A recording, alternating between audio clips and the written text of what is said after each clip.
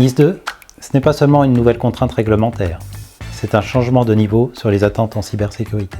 Il ne suffit plus d'être sécurisé, il faut être capable de le démontrer. Et c'est là que beaucoup d'entreprises se trompent sur la méthodologie. Elles lancent des actions techniques sans même savoir ce qui est réellement attendu.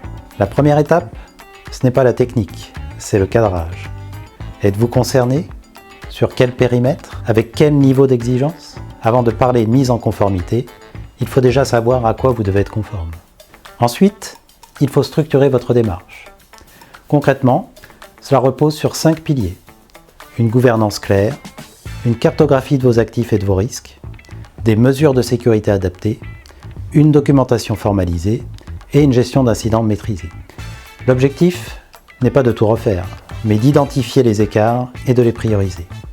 Et surtout, éviter 3 erreurs fréquentes.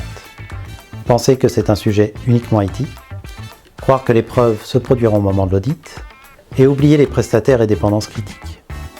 Dans les faits, ce sont souvent ces points qui bloquent la conformité.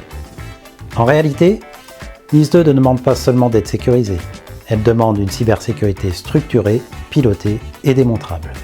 C'est précisément l'objectif de notre accompagnement. Nous vous aidons à cadrer, structurer et démontrer votre conformité, jusqu'à la préparation au pré-audit. L'objectif n'est pas théorique, c'est de construire une conformité réellement exploitable.